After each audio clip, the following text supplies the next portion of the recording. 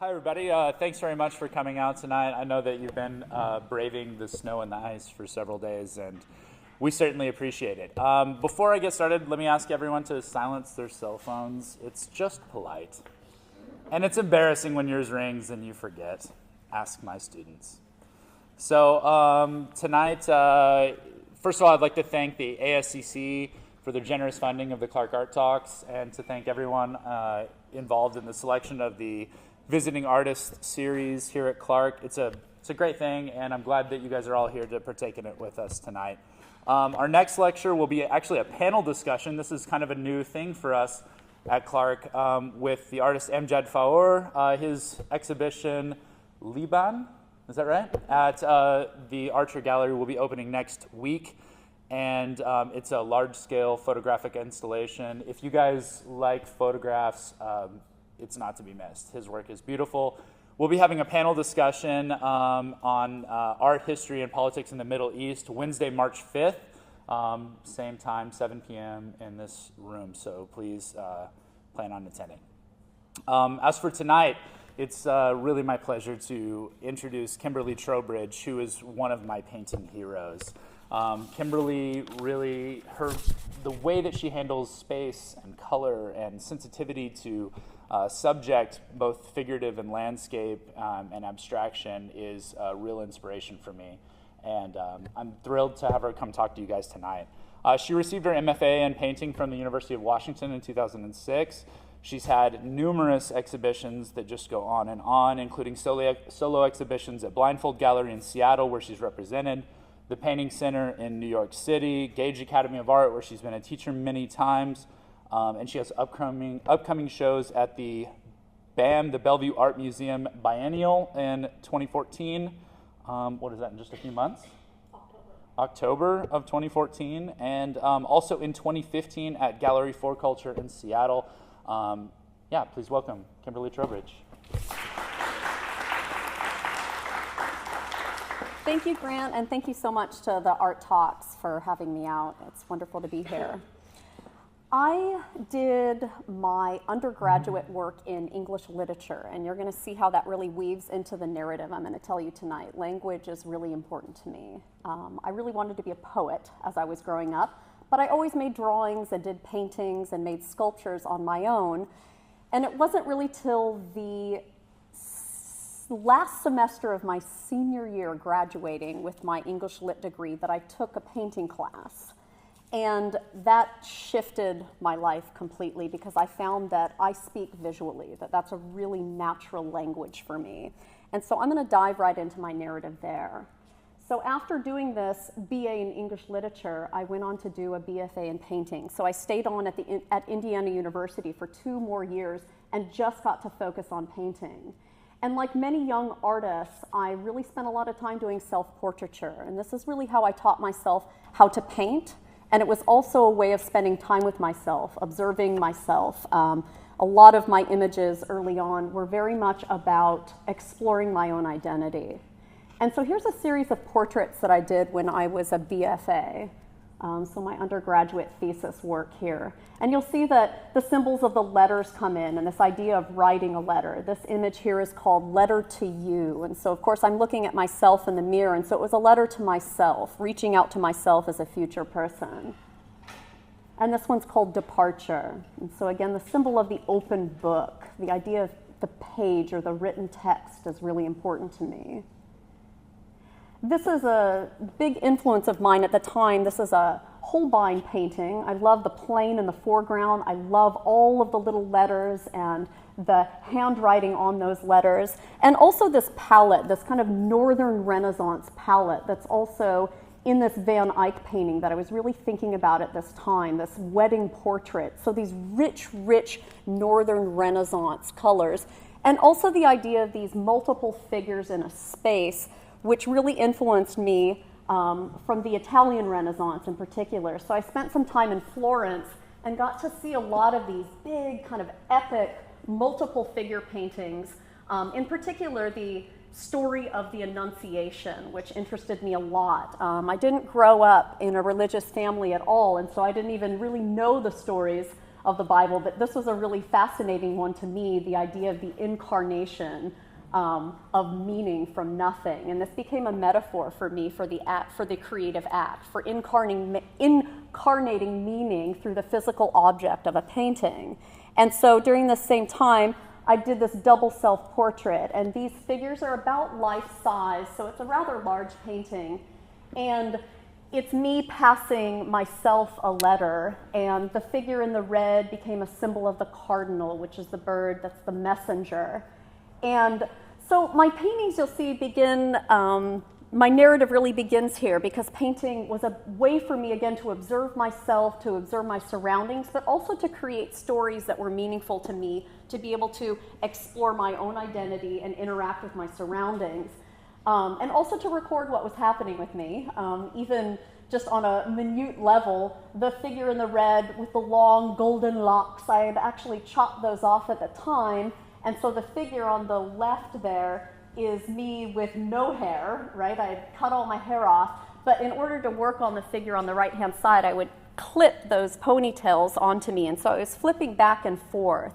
And so this is something also that's weaving into my current work, as you'll see a little later on, this idea of the performance of painting, or the idea of painting as a way to explore one's persona.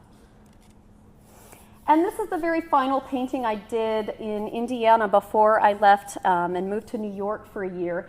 And this is an important piece to me because this is where I really started to combine my strict observational work, so working from what I was looking at, and started inventing along with it. So the interior space and the landscape outside of the window are from observation, but the figures were completely invented. And this was something that was really important for me as an artist to feel free to be able to do. Because something that I love about painting is that it can both express an inner and an outer reality, that it shows us images that don't already necessarily exist in the world that we experience on a daily level. So I moved to New York for a year. I don't have any images from that time, but I was working on a lot of multiple figure drawings, really influenced by El Greco. And then I moved back to Seattle, where I'm originally from. I grew up in Everett, actually, and went to graduate school at the University of Washington. And this 2-year period for me was really crucial because this is where I really started to break down my visual vocabulary into really simple components so that I could start to write the kind of visual poem or story or narrative that was important to me. And so this is really me learning my ABCs. And in such a way, it's so formal, they're just color and shape, but it also was very, very personal to me. In some ways, I was testing myself to see how little could I put down and for it to still very much speak to me in a personal, poetic way. And so I really limited my palette quite a bit. I'm using a lot of just pink and blue. Pink to represent the self for me, and blue to represent the Puget Sound that I was returning to, or in a more universal way, sea, sky, atmosphere, space. And so I started to put these shapes together and started to let these almost kind of figurative elements start to announce themselves a little bit more. And so I was really working very abstractly, but in truth, all along, the figure is there for me. The figure, to me, has often been the reason for the painting. It's a way of exploring the space through body parts, really, especially at this time. So I was doing a lot of drawings. How can I break up the space of the page or the canvas in a meaningful way? A lot of sexual imagery comes in at this time as well, the kind of thrust of a shape, a kind of poetry of not knowing whose limbs are whose. And this is a collage from this time as well. And so really trying to see, okay, I've got these abstract, kind of formal, flat-colored shapes. I'm using tape there, but then what if I was tracing images from some Japanese prints. What if I just outright say what my content is? How does that interact with the shapes that I'm putting down? And collage also, this is a rather large collage. I think it's about 70 inches wide. Collage has been a really, really important part of my practice, and it really started for me in graduate school. And I think the best way that I can articulate why collage has been so useful to me as a maker is because of the physicality of it. And I found more and more as an image maker that I need to feel that I'm building an image. It needs to feel physical to me. And I think part of that is growing up as a dancer. I need to feel that I'm choreographing with my body as much as I am with just my hand or my eyes or my mind. And so the freedom that collage allows is that if I don't want this here, then I can tear it or cut it off, and then I can move it over here. And that really revolutionized the way that I thought about image making in painting as well, that I could scrape down the oil paint, move a shape to another direction.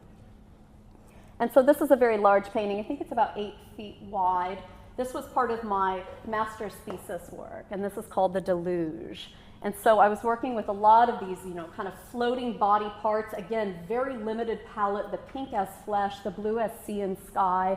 Kind of a playful, bright palette, but at the same time, these images are really about potentially the ending of the world, that the deluge has happened. Painting that was really influential to me at this time and that has continued to be is this beautiful Pontormo deposition. Again, the kind of spiraling, and then also I think very evidently the palette, the pink and the blue, the Mannerist palette. But I love the way the space circles around because of the way that the character's limbs are focusing your eyes to move around the space. That's something I love about a lot of Renaissance painting, is it's the character's hands and limbs that are guiding the viewer where they want you to focus. And so also the raft of Medusa was really influential to me too. So you'll notice some of those images I had just showed you. I'm really using these body parts, but building these kind of ships or rafts out of these body parts. So the combination of the figure and the sea. Again, these elements of me kind of returning to my early narrative around the Puget Sound and facing kind of the mythology of my youth. And so these images became really important to me. And then another big influence at this time, de Kooning. This is his big excavation painting that's in Chicago, huge painting. And so what I loved about this and his work in general is this incredible physical energy and the fact that he's filling this entire picture plane with body parts. And I think that that's a reason why, again and again, I return to the image of the lovers. And you'll see that that just keeps recycling through my work. I think it's purely, a big part of it is I want to fill the picture plane with body parts. That's what I'm interested in so much of the time. And it's the interaction of the lovers, and again, not knowing whose limbs are whose, that is such a wonderful subject matter for me to be able to get away with that. And so this was a thesis painting also from my master's work at UW. This is called Hermaphrodite Brig 1. So again, using that kind of light, bright palette, but having a rather dark content to it. After graduate school, I lucked out and got to sublet one of my professor's large studios and got to continue really working on this body of work. I was continuing to do a lot of drawing. That eyeball there is actually a collage element, thinking about the strange eye that slows you down. Also thinking about how that eyeball was actually a really important element for me, because all these figurative elements that I've been showing so far could loosely still be described as abstract, but I was really challenging myself, like what if you put an eyeball in there? Like what if you really say, hey, these are people interacting. And so I started to test myself a little bit with that. This painting here is called Big Hand, and this is one of the I consider major paintings after kind of going through, translating, in some ways getting over the whole experience of graduate school, but kind of a climax for me of being out of school. This is a painting that lives on the wall that I face when I wake up every morning in my bedroom. And so it's continued to really grow on me. I don't usually show it in lectures, but I threw it in for this one just because it really, in my mind, is the thing that represents this time after graduate school for me. And this is a large painting. I think it's about 10 feet tall, also from this period directly after graduate school. And this is called The Big Tickler and the End of the World. And this painting no longer exists anymore. I ended up painting over it and destroying it, and it's one of those paintings that really still exists for me as an important epic moment, and I definitely regret that it doesn't exist in the world anymore. And yet at the same time, my practice is so process-based that it does still exist for me. In some ways, like I tell my students that a lot too, that sometimes when something comes up in a painting, that sometimes you have to sacrifice it to see what is going to happen after that. And if it's important enough, it'll reappear. I've had an experience where figures from past paintings, like ghosts, will come into a painting like 5 years later and be like, I know you, I remember you. And so in some ways it's this kind of freedom or release to believe that the images that are powerful for you will return if they need to, if they're an important part of your story. So this is another large painting from that time. It's about 9 or 10 feet across, and this is called Maritime. So you can see I'm starting to bring in kind of the heads and the eyeballs here, but it's still really rather abstract. And then I started to hit the idea of the portrait, and again, the eyeball again. This is a smaller portrait. It's strange to see it this large. This is called inner ear. Inner ear. So the sound of your innermost self.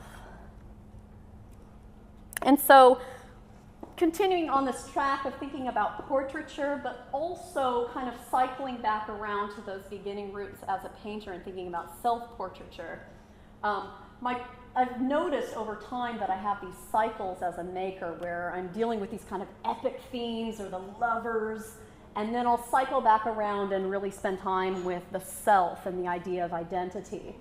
So this is a smaller portrait that I did where I started to use my profile as a flat cutout, and I was using a bright spotlight and holding up a mirror.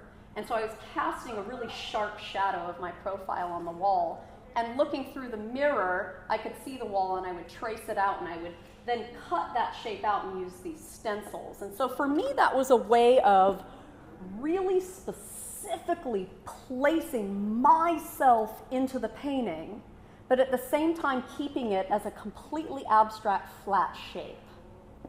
And so looking through the painting is another figure, and really even the whole palette of this was based off of my kindergarten portrait. And so again, really, and so that image, the portrait is called Self-Portrait as Us. So it's a portrait like a collaboration between me and little Kimmy T. Because I love her. And so this is a large painting as well. Again, I love working large because it involves the choreography of the body. I think this is about 8 feet wide. This is called mira, mira, the Spanish verb, to look, to look.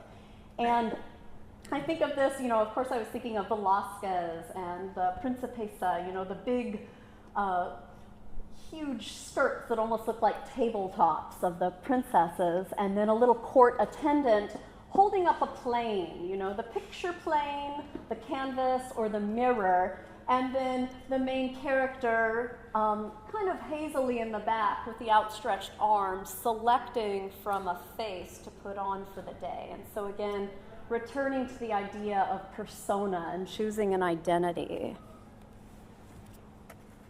And this is a Giotto painting. He's considered the grandfather of the Renaissance, and I really love his work. And in particular, I love these open facade structures that he used in his frescoes, which many early Renaissance artists did.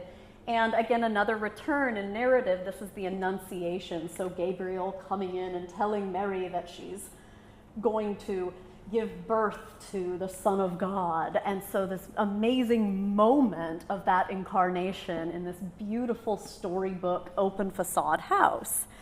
And I had just moved into my current studio, and so I had this beautiful new space that really felt like my own temple to create in. It was a 2-car garage that I insulated and converted into this space, and so it was really the first time that I've had my very own space to do whatever I want with it. And so this is called the studio, and in parentheses, the Annunciation. And so you can kind of see the hand of Gabriel coming in through the window, and the self being reflected in the mirror, but also a reference to the process of its making with the stencil on the floor. So, and also the chair of the studio. And so this environment for the event of the creative act to happen. And simultaneously with this painting, so I often work on multiple paintings at a time, this is a painting called Point and Shoot. And so it's another double self-portrait. You can see the letters on the floor. And I was thinking of this space as the inside of a camera obscura, okay? So like that inner dark space where an image is being born. And so before we actually present ourselves to the world, what is that interactivity that's happening before that presentation or that image is born? And the light bulb up on the top is based off of the light bulb that Picasso has in his Guernica painting, which acts like an eyeball. And so I was really thinking about that, this idea of exposure, exposing a kind of horrific act, in this case, the exposure of the self to the self. And so I consider these big multiple figure paintings as my epic works, okay? Coming out of the Italian Renaissance, you know, always thinking capital P painting. I want these multiple figure epic paintings. But I always also work on smaller paintings that are dealing with my content in a more abstract manner. And often they'll hit on something that the larger works won't, that the larger works might start to illustrate an idea, almost that can fall flat at times, but the smaller ones often can hit at something that endures over time a little more. And this one in particular, I still really, really love this painting, and it's called The House We Carry With Us. And to me, it's the same, you know, structure as the temple of the studio, the Giotto open facade. And I think of that wedge kind of in the center as, again, the Puget Sound that's so much a part of my youth in looking at it. And these other elements as the house of the body, you know, the language that we carry around with us throughout the day, the house that we carry with us. And another smaller painting from the same series, and this is called Letter in the Dark.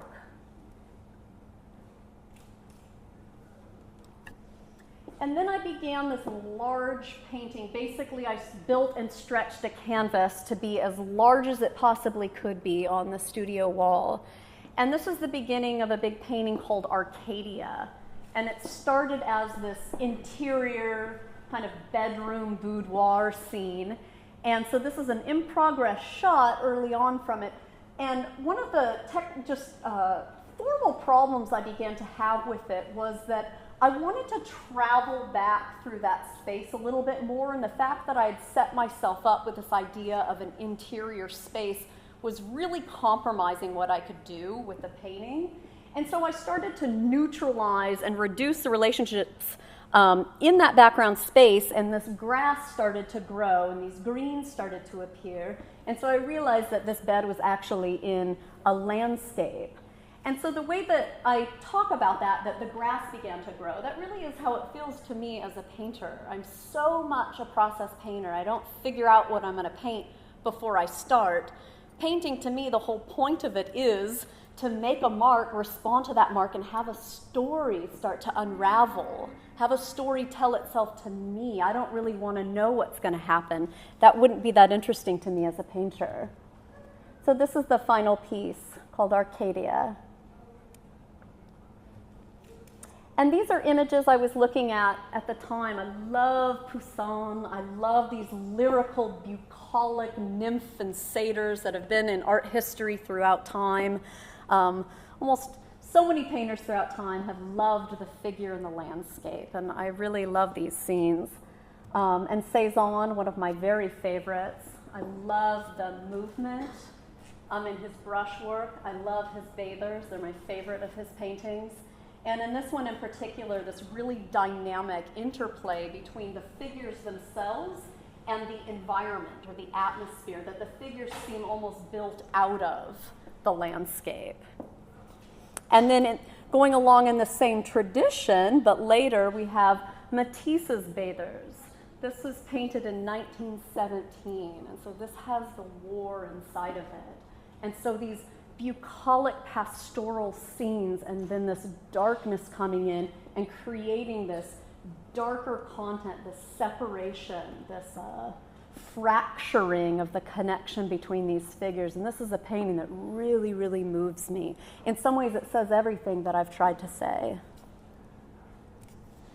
And so after Arcadia, I stretched another canvas exactly the same size and hung it in the corner of my studio. And I usually start a painting by thinking about the entire space, but in this case, I started it in a very different way. You can even see here I have a curtain hanging over half of the canvas. I was thinking of it almost like a scroll. And so I started just on half of it and then kept working my way over. And the way my initial idea for starting this painting was that I wanted to go behind the curtain in Arcadia where there was a certain darkness. And so I was conceiving of this space as kind of the shadow backside of that curtain. And so started to enter this darker forest-like space. And again, this was my new studio. My partner Michael and I had, just got our home and started to plant our very first garden. And so this plot of our garden in the yard started to enter into my dreams. And I started to see it as this really beautiful place of growth, but also it had a strange, almost obelisk, kind of grave-like shape or feel to it. And that began to enter into this larger painting. You can see here these legs in this larger shape here. And then as this painting continued to develop, this large vertical structure of the tree was breaking the space up a bit. And then eventually that vertical became problematic to me in that I felt that this was too much a separate painting from this, and I wanted to be able to see around or through that tree. And one of the beautiful things about painting is that it can be both, and so I decided to have a kind of X-ray vision through that without sacrificing that vertical structure that was a really important part of my overall design. And so this is called Gravediggers. These Arcadian gravediggers are both 14 feet wide. Gravediggers. And you'll notice these lovers, this little cluster over here. So I decided after this it was time to return to my lovers, that little cluster of figural activity, and I started to do a lot of drawings. I wish I was the kind of artist that could really do a lot of drawing and painting simultaneously, but I've noticed in my own habits that I really go through periods of each. Like drawings need my full attention, but often when I'm in the studio and I smell the oil paint, it's really hard for me not to listen to that and use the paint. I just love it so much. But I'm always pleased when I do give myself the time to draw, because that's really the root of where the vocabulary shifts happen, where really integral changes can happen. And so this is a series of drawings I was doing at the time. And these are all called lovers. And then I did a series of paintings loosely based off of some of these. Some of the drawings were actually drawn from the paintings, and so there's a kind of back and forth relationship that happens. So that former slide was Lovers in the Bower 1. This is Lovers in the Bower 2. And this is Lovers in the Bower 3. And the three of these were shown at this wonderful little pop-up gallery called Gallery 40, because it's 4 feet by 10 feet, so 40 square feet, that wonderful artist in Seattle, very community-based, Todd Janusz, set up, and it was on wheels, and so he would roll this little gallery around at different spots around the city. And this is actually one of my favorite exhibitions I've ever had. And we hung these leaves from this grapevine. It was a really fun way to have a show. It was interesting how you get a very different audience, too, out on a sidewalk. And I'm showing a couple progress shots here of a painting to give you the idea of how I often will start a painting. The excitement of painting to me often is in this initial stage where I'm just dividing the space of the canvas up. Again, that choreography of the body. What's the structure or the movement? And then I start to respond to that and build on that. In this case with black in a very graphic way. And this is the final piece. This is called Plant Life. I was thinking of it in retrospect as these kind of almost classical figures as hosts to the viewer, witnessing the lovers either deconstructing or constructing the new human form. And this became one in a series of 4 paintings. All of these are 60 by 68 inches. This is called Jupiter. And this is called The Transformation.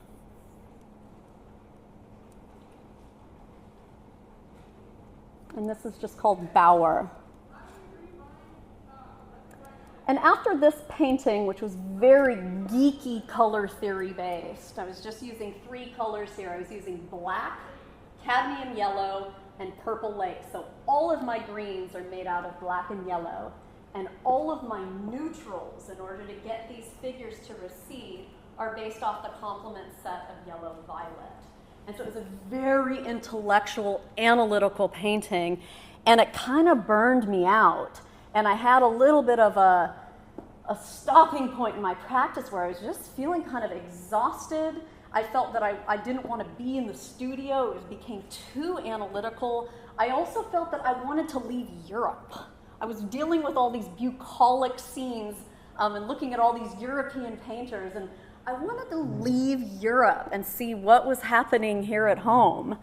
And during this time of this kind of breakdown, my mom had sent me a folder of drawings that I had done when I was 3 and 4, and I was so struck by these. So these lines are in graphite, and I was just so struck by the energy and the freedom with color application. And it really kind of lit a fire for me. Just, come on, Kim, what are you doing? What does painting mean to you? And also the totemic structure of it was really interesting to me. And so I started these portraits, these are just the intro of them, based loosely off of these childhood drawings. And the smallness of them also was important to me, and kind of the intimacy of feeling the paint. And this became a series of 4 portraits. And this is called Chief. And this one's called Warrior Princess. And this one's called The Eagle Behind the Feather. And this one's called The Intuit. And so it became very clear to me that a new narrative was arriving, that these were kind of the characters, the portrait studies of these new figures that were going to enter into my bigger epic works to tell me a story that I hadn't already heard. And so at the same time that these portraits were developing, the series of other paintings happened. I have Headdress on the left, Black Mirror in the center, and Shield on the right-hand side. And so these felt like the nouns or the tools that these figures were going to need in order to face this narrative that was coming up. And so I'm sharing this with you because this is really very intimately how I work. I write stories. I'm a narrative painter, I think, truly at root, at heart. And so using imagery in this way and thinking of them as nouns versus the verb of the larger painting is one of the reasons that Philip Guston is one of my heroes. So he was early on part of the abstract expressionist movement and then really went off on his own into these other figurative works. But whenever I've seen this studio shot of his, I've always felt like, it was just these nouns that he was lining up, this language of objects and things that he could then combine and use in his larger narrative paintings, this one being Studio. And so he has been a real heroic figure to me in my practice. And so if those portraits were the characters and the shield and the black mirror were the tools, then this was the context or the environment, and this is called dystopia. And how I was thinking about this image was that this was the last patch of grass left on Earth. And so then these larger paintings started to develop. And this is called growing things in the dark. Again, creating something out of nothing. And this used to be a fire pit, which then the reds and oranges turned into greens and became foliage. But in terms of the space that I was thinking about, I was thinking of it as this interior of a teepee or a hut, and that these were the flaps of the door and the light coming in. And another painting from this time, this is called the gift horse. People see a lot of different things in here, but what I see is a horse arcing over leg, neck, head, and then a skull. Little fire pit or the gift. A figure outstretched on her back, on the back of the horse with a feathered headdress. And this is called I Am Nature. And so another large painting that I started to develop after these, this is an in-progress shot to give you a sense of how I was building this. I really wanted the scale of my shapes to continue to get smaller so that I could tell even more epic tales. So instead of a canvas holding only the two lovers or one or two figures, I wanted to make a painting that had 40 figures in it, you know, like a really great battle scene. And so I was forcing myself to make these smaller, fragmented shapes to try to do this. And I was really looking at one of my great heroes, Piero della Francesca, another Italian Renaissance artist. I just love the interplay and abstraction of his shapes of light and dark and color, a beautiful mosaic of shapes. And here's a detail of this large battle scene painting of his that I was literally culling shapes from and using on my painting to encourage that behavior. And so this is the final painting. It's this kind of cauldron and this war scene, this battle scene kind of moving through the smoke, and then the figure, the Pythia, the keeper of the temple. And so the title of the painting is called Smoke Signals. And so it's this battle scene kind of wandering through the smoke as a vision. And so all of these larger paintings I've been showing you are invented. They're what I call studio paintings. I'm not working from observation. But I want to really, really emphasize that I get my information from observation, so much of it.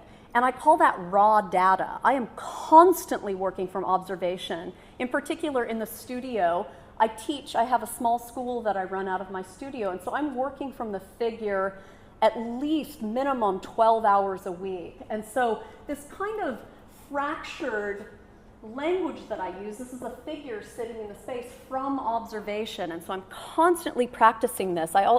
As creative as I feel at times, I'm also really like to honor my really fierce intellectual analytical mind. I value that about myself, and I love looking at observation. This is a collage from a figure and really analyzing the separate parts of space and structure.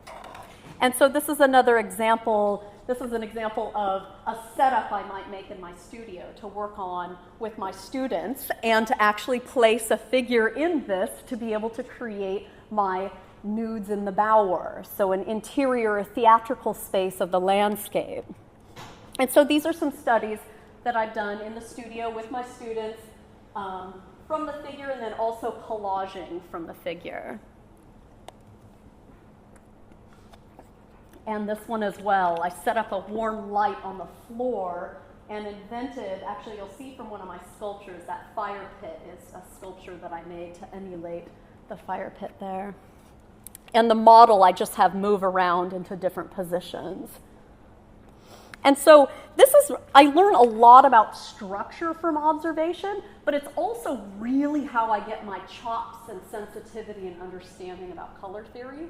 And so, for instance, this whole period with my work, I was working with a secondary palette of orange, green, and violet, and working so much with that palette from observation allowed me to start inventing images like this, the bathers, with that same palette where each color had a very specific symbolic meaning for me, like that this particular violet that happens always seems to happen underneath the arm, or that this kind of orangish, mossy green seems to be a lot the light that reflects under the thigh, for instance. And so the colors had really specific meaning for me. And these works started to develop into these figures kind of morphing into trees. This is called branches. And then I started to work with actual wood and started to build these sculptural installations that in some ways felt like to me, if my paintings were painted from observation, my larger ones that were invented, that these might be the setups that I was looking at. And so it was trying to make physical what my paintings were actually doing as a two-dimensional image. And so this complete sculpture here, this is called Effigy. And so that's actually the little fire pit that I was using in that other painting with the figure in the studio. And I'm by no means a carpenter. These are built in the same way I build a painting. I just start nailing and gluing stuff together and seeing what happens. It has to be really messy and direct for me for it to be interesting. And this is a relief here. So just wood glued and nailed together and then painted on top of. And I loved the challenge of this to try to create shapes or forms, but have the physical components fight against that. Because I think in some ways, as a painter, I'm always trying to make things more difficult. Because I don't want to make a pretty image of a figure. That's not that interesting to me. Like, skill isn't that interesting to me after a certain point. What I want is something that where my skill moves up against it and something else blossoms, where I'm fighting with the material a little bit or with the content a little bit, because that's, I think, where growth happens. And this is a painting called Heirloom, based off of an Afghan my mom stitched when I was a kid. And so I move into this kind of current period that I'm in. I started doing these plein air landscapes to get ready. I was taking my students to Spain with me, and I've done this for the last 2 years now. I've been doing these international tours with them. And so I was painting these in the backyard just to get ready for being out in the landscape with my students, and really fell in love with this process. And then also still working from the figure in the studio, but then translating that work from observation into more abstract color structures. And I started to build this body, this larger painting and body of work based off of all of these studies, both landscape and the figures in the studio. And you'll see that I'm not interested in blending color. I'm really interested in how colors in themselves can create structures. And so this is the top of that painting. And then here it is as a finished painting on the wall with all of its studies. So this was a body of work that I was building for a show, for an exhibition that I had this past September. But I completely abandoned all of this work. None of it has ever been shown because something inside of me, it's a little difficult to talk about, but something inside of me really rejected everything about this body of work, that it was not appropriate for what was happening to me internally. And so I set all of this work aside, and mind you, clock was ticking. I had this exhibition coming up, so I was under a lot of pressure and dealing with some pretty intense inner turmoil. But I started this second painting that looked like this in the very beginning, this kind of agitated cluster. And it started to appear that it was a kind of medieval battle scene. So we've got our little soldiers, we've got figures at war, we even have horses or dogs or llamas, I don't know what they are. But I was going through a certain anxiety, but at the same time I was like, yay, I want these smaller structures, right? I talked about that I want to do the epic battle scene. I want there to be 40 or 200 figures on my picture plane. And so I was glad that that was happening, and I started to build this large structure around it. But then these smaller shapes of the horsemen and the soldiers started to consolidate. You can see this larger figure starting to appear, and you'll see how this larger figure and a horse starts to appear. And I was really upset that these figures were appearing. But in terms of narrative and looking back on it, this was happening on the other side of the studio. So this is the horsewoman, the woman on the horse appearing, who then appears in the piece.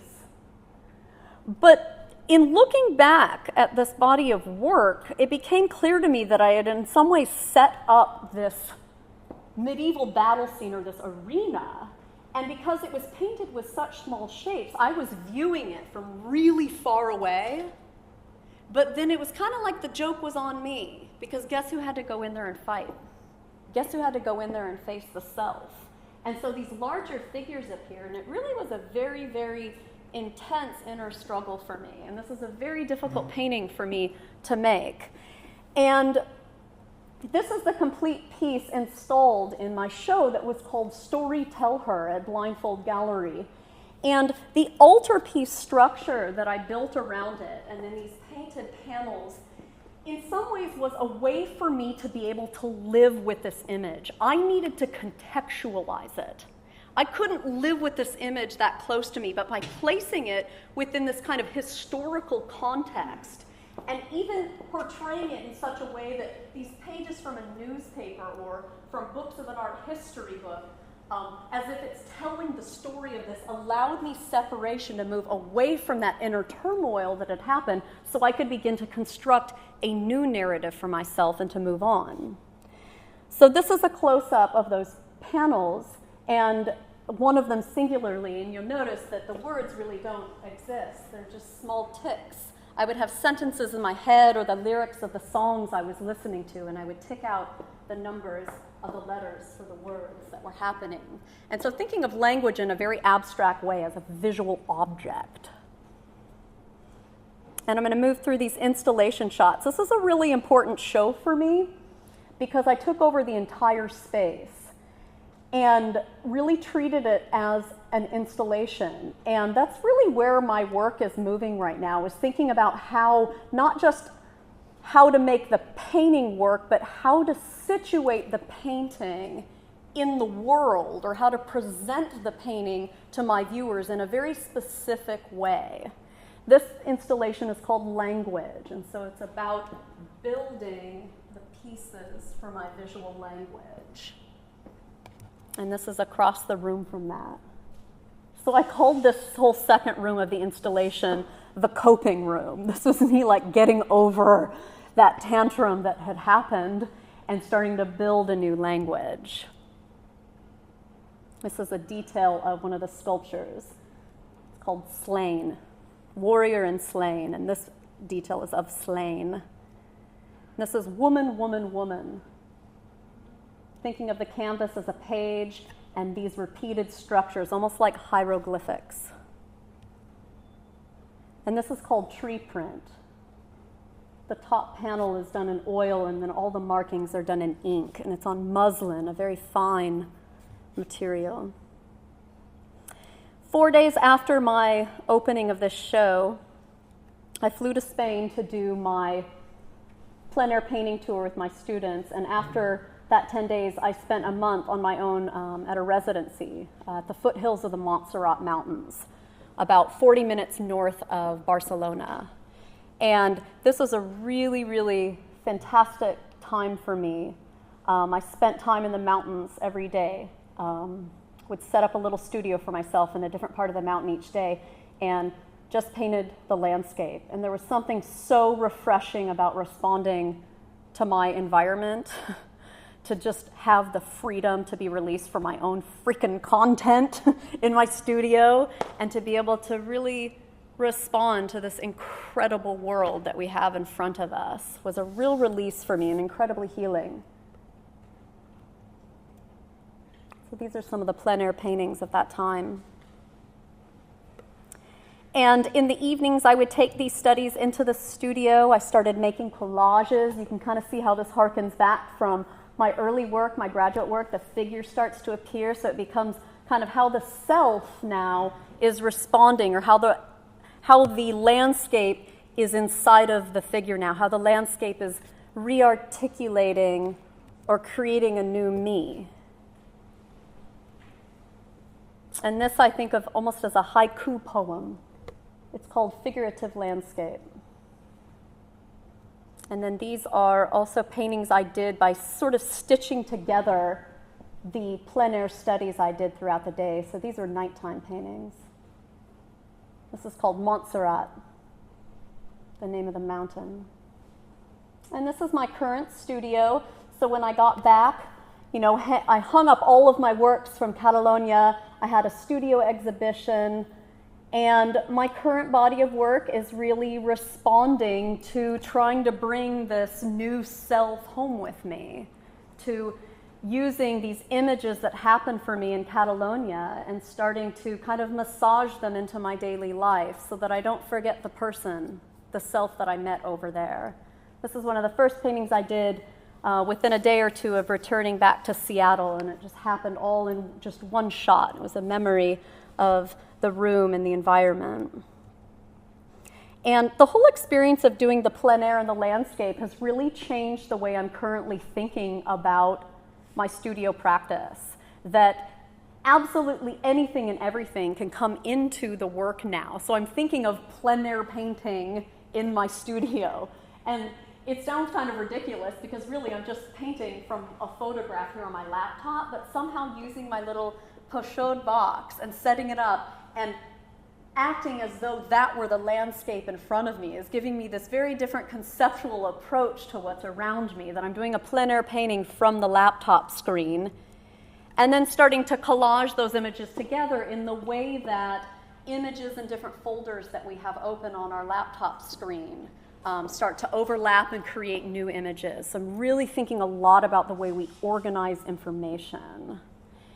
And that very much came into this current installation that was a collaboration between my friend Andrew Bartels and I. He's a poet, and our correspondence through mail and him sending photographs from when we had first met and became friends, and me starting to make images based off of the text messages we were sending back and forth, and creating this cluster, this visual cluster that is blending both text and image. And this whole installation is called Documents. And so it's documenting us observing our own relationship as friends. And so that main piece in the center is a plein air painting of all of those documents that were hanging on the wall of my studio.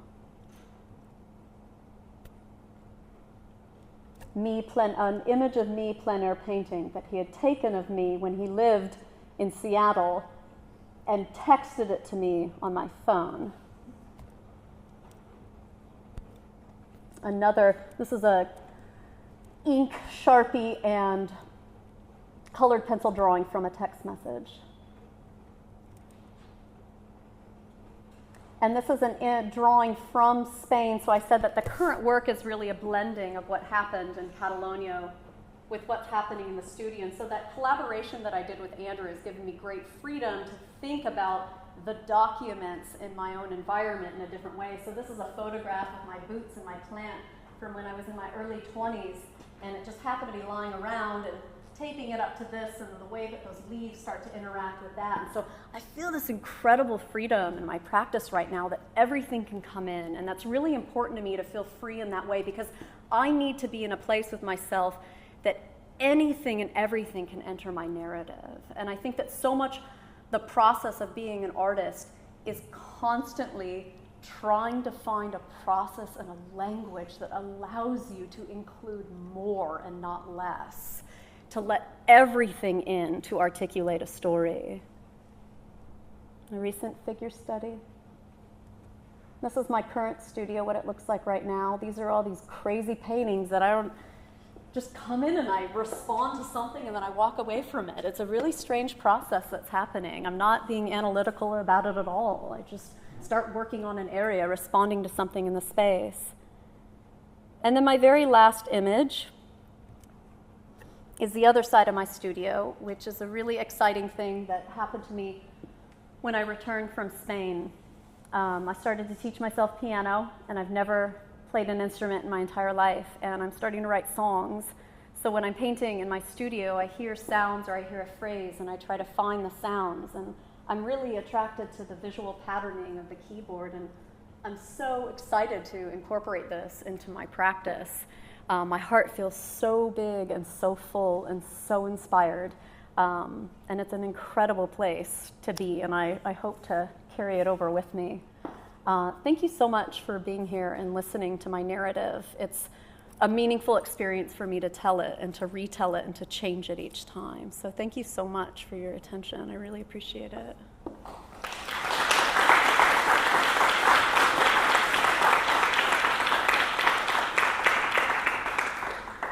I'd be happy to answer any questions if anyone has any. You seem to have a real conscious choice in your choice of palettes, choice of colors for the different works that you do. From the pink and blue, your master, your past and master studies. I was curious about what brought you to the really warm greens of the lovers in the bower. Yeah, when that happens, it is kind of shocking, isn't it?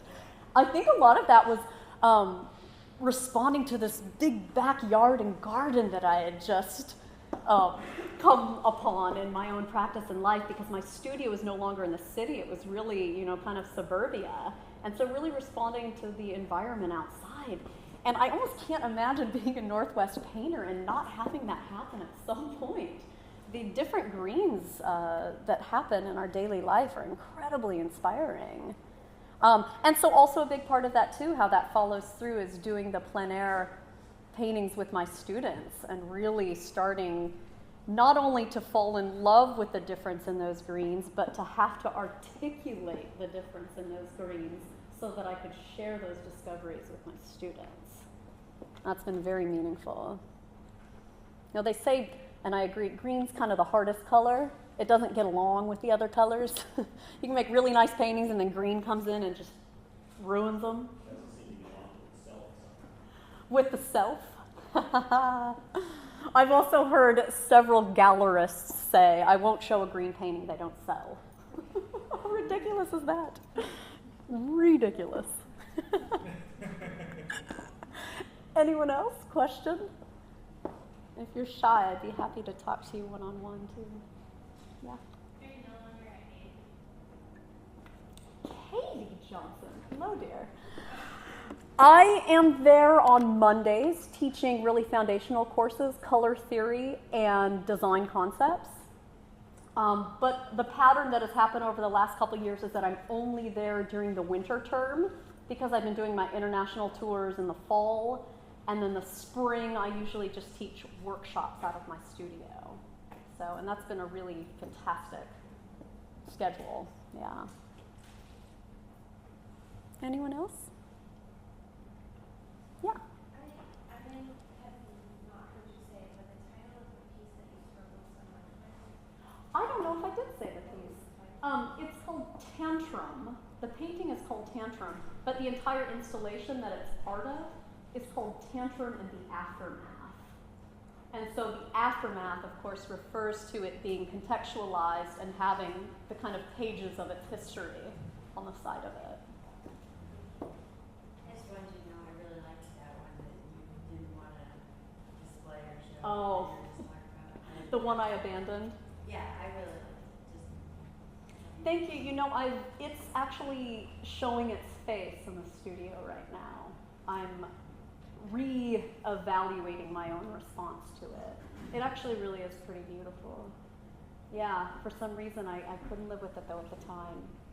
I think that it's probably going to become part of a larger, different body of work at some point. Like my kind of response to it as an after fact will become a whole new body of work, I imagine, but I don't have control over these things. The content finds me. Yeah. So what you just said about the painting having its own agency, was that always true from that first painting class that you took as an undergrad, or is that something that you came to realize slowly, Yeah. quickly, moment? Definitely something that developed. I think I always wanted it to be that way, and that's part of just that tension as a young artist, you know, that you're trying to put your ideas down, and the thing never looks like your ideas, and it's just a horrible, grueling thing of battle. And so for me, a big part of my process as developing is releasing that. But it's not always just a given that it's released. I constantly have to remind and get into a space with myself where I'm releasing that, where I'm free with the image to let it speak to me. Like that, every time I meet a blank canvas, that problem is there, you know? And so when I become conscious of me trying to control its subject matter or content, I stop working on it for a while, because that's a really dangerous area for me. I don't want to make an image that looks good or that feels right in terms of it's illustrating something I thought of. Like, that's really dangerous, you know? Sometimes I don't know that for years after even, but I can point to paintings of mine and say, that's not real. That is not real. That is a lie.